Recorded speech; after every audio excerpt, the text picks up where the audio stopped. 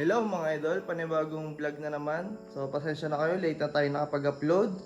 So kaya ganon, sobrang busy natin. So babawi ako sa inyo mga idol, madami pa kayong aabangan sa magiging content natin. So sa ngayon mga idol, magkakabit tayo ng Decals KRR. Syempre yan si RR mga idol. So nandito tayo sa loob ng bahay kasi gabi na. Madilim sa labas mga idol, kulang ang lighting natin, ang ilaw. So dito madaming ilaw dito sa salas. Kaya walang problema si RR tayo magkakabit ng decals. So bago pakita sa inyo mga idol ang decals natin, mag-intro muna tayo.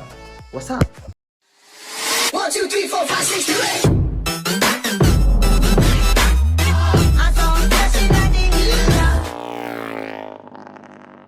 7. So ito mga idol ang ating decals KRR. Syempre, MTBX EUN yan. Speed mode. So ito pinasadya natin kay Marlon T-Pants. Kay T-Pants Decals Apparel. So ito yon. Kung gusto nyo magpagawa, customize, PM nyo lang siya. So nagpa-customize tayo mga idol. Pinasadya natin yung kulay niya.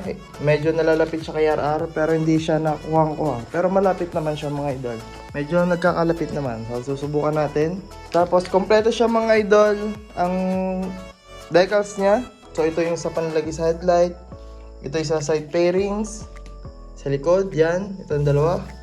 Tapos ito mga idol is ito sa may side pairings din sa taas nito. Yan. Ganyan siya dyan. Tapos ito naman ay sa leg shield mga idol. Sa leg shield ito nakalagay. So ito, yan. Tapos ito sa leg shield din. Pero hindi natin ito maikabit mga idol. Kasi wala tayong leg shield, wala pa tayong leg shield, wala pa tayong makita na yung leg shield mga idol. So siguro pagka nakita tayo ng leg shield, kahit gas-gases, wag lang basag, papipinturahan natin, katulad ng kay RR. Tapos lalagyan din natin ng decals para mas pogi, mga idol. So sa ngayon, ito muna ikakabit natin. At nga pala, baka matanong nyo bakit MTBX yun natin kakabit na decals.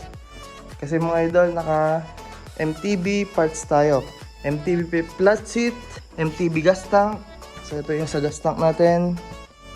Saan na ba yun? Yan. MTB gas tank, MTB shifter, AUN pipe, MTB swing arm. Yan, MTB swing arm. Tapos naka MTB T-post tayo. At MTB manibela. So pasensya na kayo, madumi si RR kasi hindi na ilabas. Sobrang kabisihan natin. So yan, kulang-kulang pa. Wala na yung kanyang brake rod, papalitan natin niya ng brake pad. So abangan nyo yun mga idol. So halos magtutumas na to sa akin mga idol.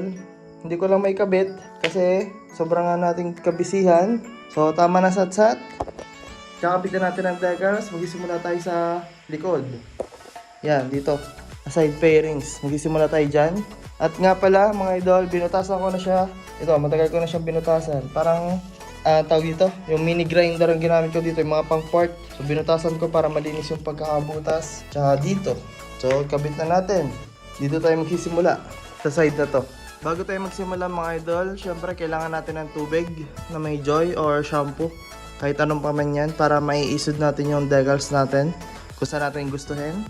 Syempre kailangan din natin ng blower para mapapinis agad natin ng ayos. At syempre basahan. Pero ang gagamitin ko is tubal na damit. Kasi mga idol, yung mga basa natin dito, may mga bahid ng gasolina, tulad nito. At saka yung iba naman may wax. Kaya hindi na gagamitin natin. So itong gagamitin natin, cotton naman to mga idol. Wait lang, sira yung pang spray natin. Yan, i-spray nyo muna. Para mawala yung mga dumi nyo mga idol. Tapos pupunasan natin. Yan, pupunasan. So pag nagpunasan, okay na yan, wala na siya mga gabok para hindi siya magbula-bula yung ano natin, decals or yung butil-butil. So simulan na natin. So pag nabutasan nyo na itong mga idol, yung decals nyo, pag nabutasan nyo na yan at napittings nyo na ng okay, kasi ito pinutulang ko pa to kasi sobrang haba. So kakalasin na natin to at i-spray natin siya ng sabon na may tubig na may sabon. Yan. Spray natin. Lahat, spray natin. Hanggang pinakadulo. Yan. Siyempre yung kaha natin, esperan lahat natin. Yung kakabitan natin ng decal, syempre kailangan basayan. Yan. Isod nyo kung di ayos. Unahin natin dito mga idol, dito sa may butas. Kasi baka pag nagsala dito, pangit na.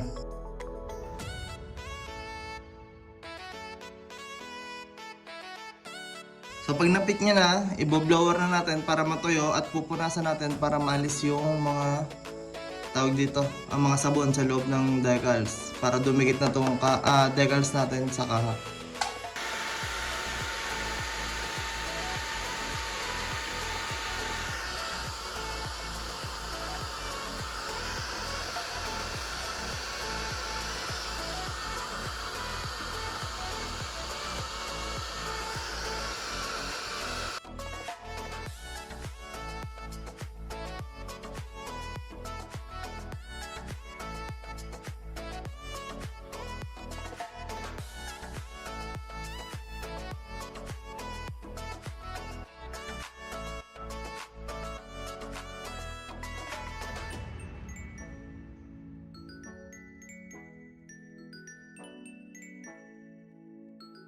So dito syempre, yan, meron pa siyang, hindi pa siya dikit na dikit.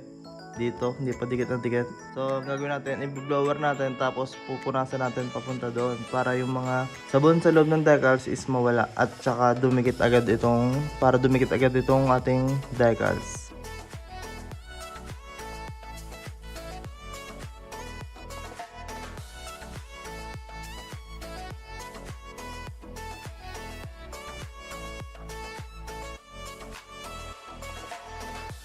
So ang gagawin nyo lang mga idol, yan, blower, tapos punas, pahid.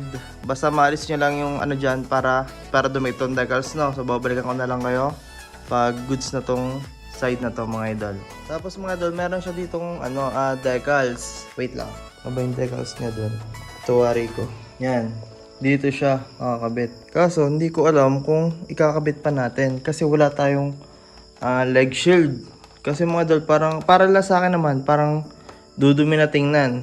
Pero kung wala nito, yan, mas malinis. Pero ewan ko lang din. Titignan natin bukas. Pero ngayon, pag-iisipan ko muna kung lalagyan o hindi. So, yun. Mag-proceed muna tayo sa headlight. So, lalagyan lang natin yung side na yan. Saan ba yan? Ito. Lalagyan lang natin yung side na yan. Tapos bukas na ulit tayo. Kasi anong oras na? Medyo natok na din ako mga idol. Para mas maganda yung ating pagkakabit. So dito kulang pa, lalighteran na lang dito kasi may mga bubbles tsaka dito. Yan, yun lang naman ang issue dito. Eh wala akong lighter dito mga idol, hindi tayo nagyoyosi. So manghihiram tayo sa pinsa natin bukas. So ngayon, yan siya muna. So dito, proceed tayo dito sa headlight. Kabitan muna natin siya dito. Yan, solid. Kung maglilinisin nyo muna yung surface niya bago natin kabitan ng decal. So yan, tapos spray nyo ulit. Siyempre itong decals natin, alisin na rin natin para may dikit na.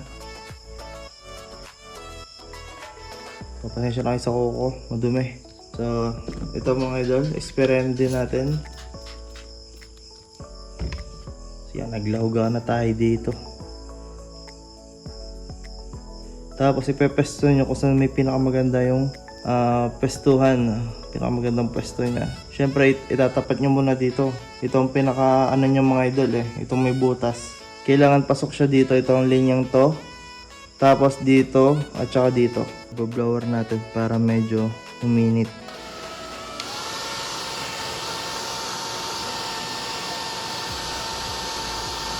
Dumi na kuko natin mga idol.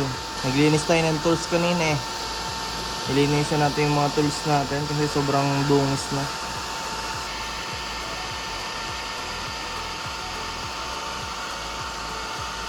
So ayun na mga idol. So bukas ulit. So medyo gabi na no. Para mas kitang-kita natin yung pagkakagawa. Kasi dito ako natagalan eh. Kita niya may karte dyan. May curve sa ilalim. Diyan ako natagalan kanina. Kaya naisip ko is bukas na lang. Para kitang-kita natin yung dito. So yun lang mga idol. Another day mga idol ng ating vlog. So nakabit na natin kagabi. Yung decals natin dito sa gilid. So ayan siya. Tsaka dito. Sa una.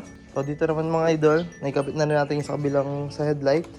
Dito na lang, yung kahang na lang dito sa likod natin kakabit. So spray na ulit natin ng tubig na may sabon. Yan. Tapos yung sticker naman lalagyan natin. So ito, alisin ulit natin to.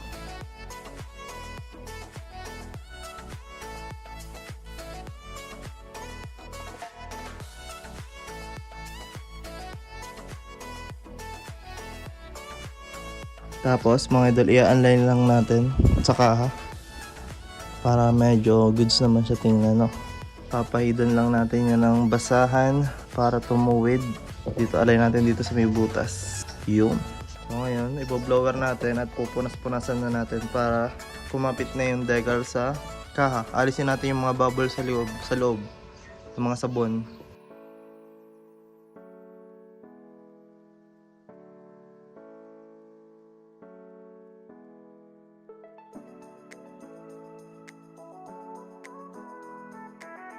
Siyempre mga idol, inabot na naman tayo ng gabi.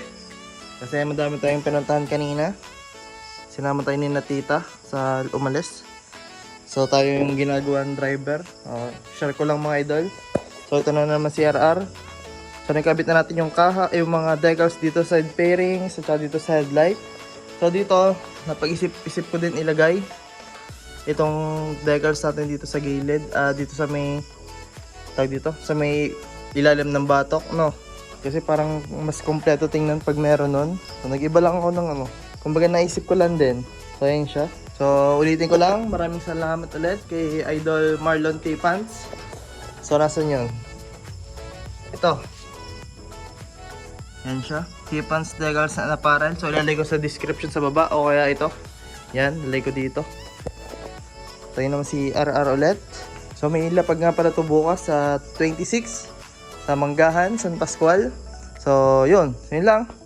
Tatry ko ngayong i-upload kung kakayanin ko pa mga idol. So yun, hindi mo na pala ako magsha-shoutout sa inyo mga idol. Pasensya na kayo kasi medyo pagod na tayo. At para makapag-upload din tayo mga idol, babayo ako sa sunod nating vlog.